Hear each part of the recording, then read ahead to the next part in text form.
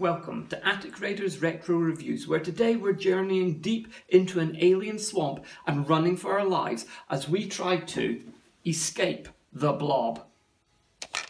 Escape the Blob was released in 1994 by Spears Games and is a 2 to 4 player game for players aged 6 and up.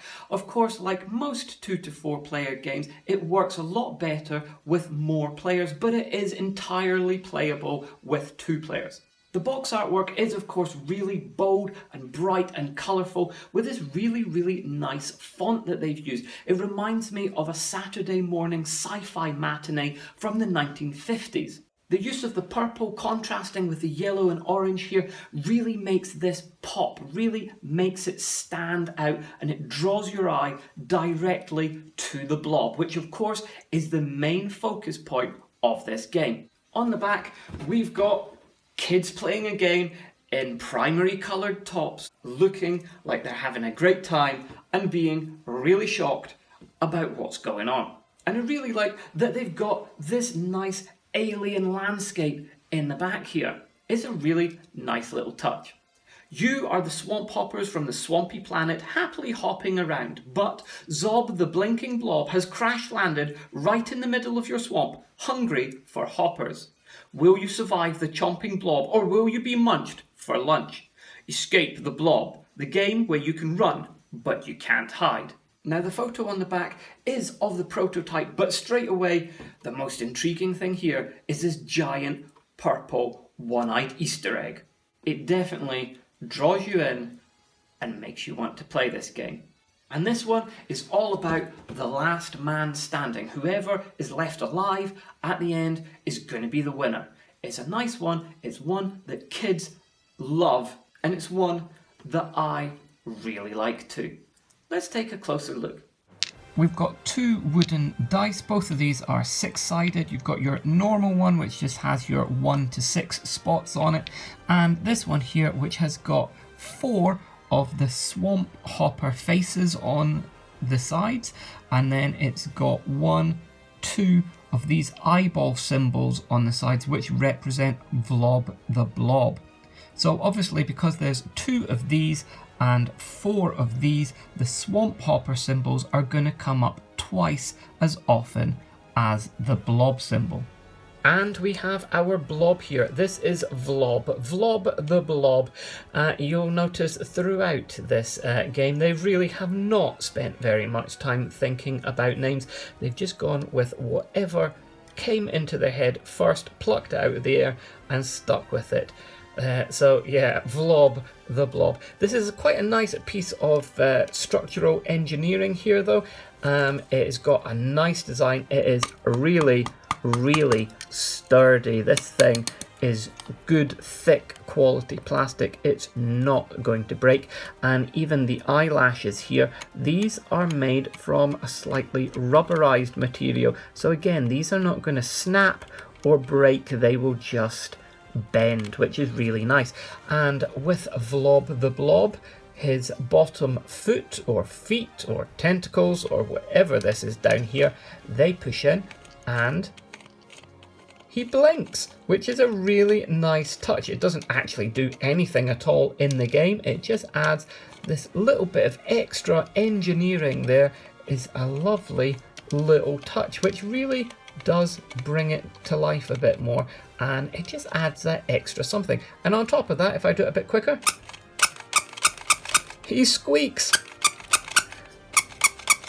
Love it, absolutely love it. And you can see on the eye here, there's some quite nice detail. They've gone for a little bit extra detail, which isn't shown on the original prototype, which is on the back of the box. The red ring and the veins around the iris and the white highlight on there really do add something to that, which makes it much nicer.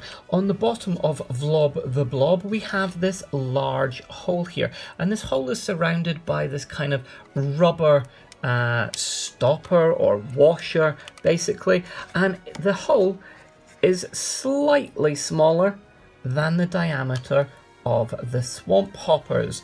And you can see because it's rubber though, if you push down on it, it will squeeze through there inside. So you can collect the swamp hoppers inside there. And once you have finished the game and you want them out, you just open up this little hatch on the back of Vlob the Blob, and you can pour out your swamp hoppers, ready to start again.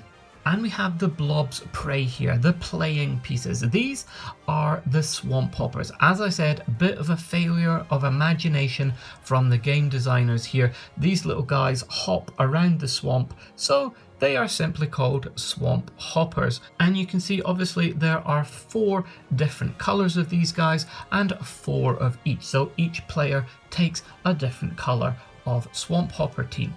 And speaking of a failure of imagination, these are about as boring as it gets. You can see they are literally just 3/4 of a sphere with a face printed onto the front in black ink or whatever that is.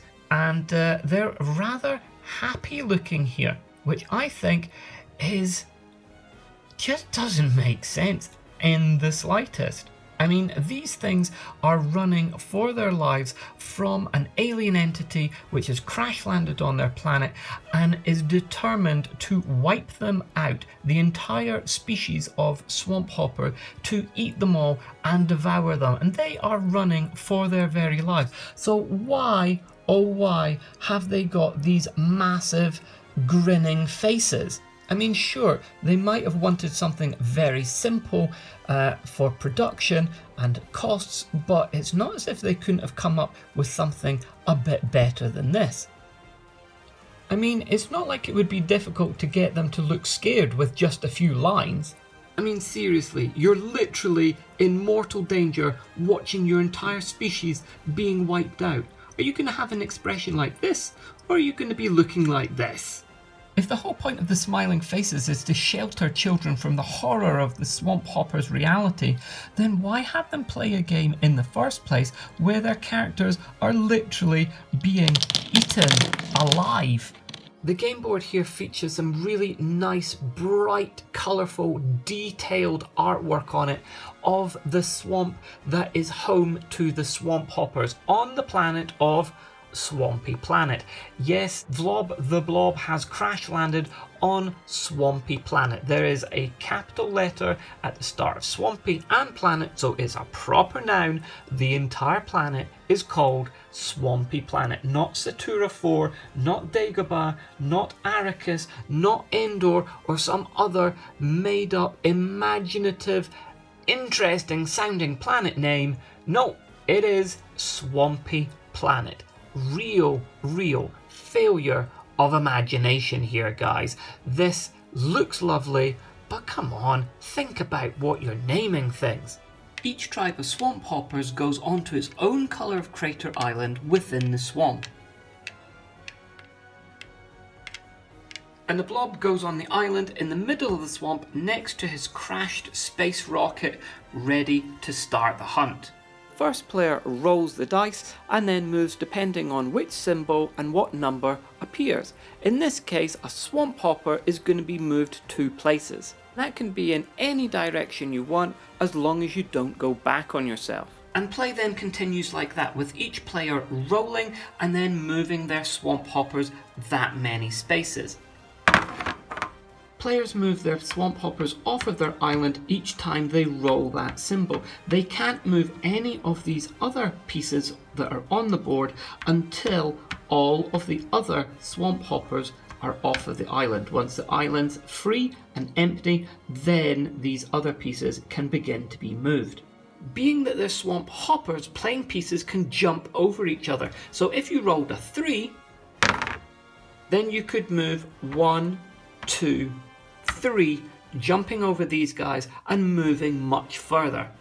And if the blob is bearing down on top of you and you want to get away, you can go in any direction, including hopping over the top of the blob and continuing your move to get as far away from him as possible. The blob does not act as a stopper or a blocker.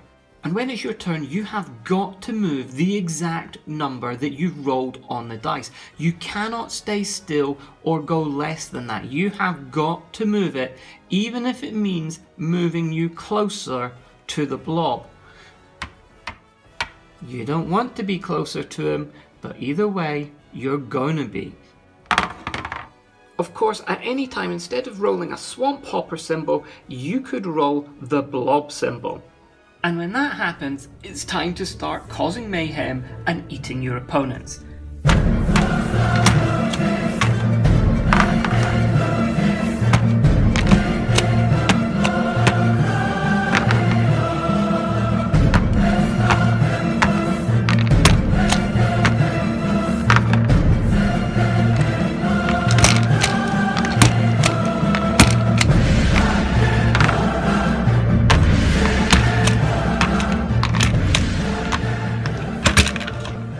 If the blob eats the last of your swamp hoppers, then you are out of the game.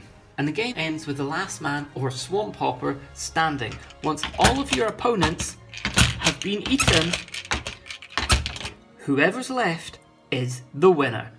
So it is, of course, a roll and move game, but one in which once you've rolled, you get to move wherever you want on the board. There's not a single track, so there is some elements of strategy and tactics that come into it. Admittedly, not very much, because essentially, most of the time, you're just going to be moving as far away from the blob as you possibly can. But sometimes you might want to deliberately go closer to the other players, so that on their go, when they're moving the blob, they're going to move it towards you to try to eat you, but you're going to bank on the fact that hopefully the blob is going to get closer to you, but not close enough to eat you, so that on your go, you're going to be then having the blob closer to the other player so that you can eat them. It's a risky strategy, but one that does pay off quite often. Now, I've played this game in my class with my board game group, and the children there absolutely loved this. It was a hard job to try and stop them from keeping on picking up the blob and just eating any old playing piece without even rolling. Because of course, that is the fun part of this game. There is a random element with the dice, sure, but that random element really adds the edge and the fun to this game. And there is nothing better than getting to eat your friends. Now, this is a pretty rare game. It does not come up for sale very often. It's not one that I have ever seen in the wild at car boot sales or charity shops, and on eBay, it's once in a blue moon. But if you can see it, if it does come up, I would highly recommend grabbing this. It's quite a young children's game, but I absolutely love this. It's great fun. So it's definitely a recommendation from me. Well, that's it for this week. Until next time, this is Attic Raiders Retro Reviews.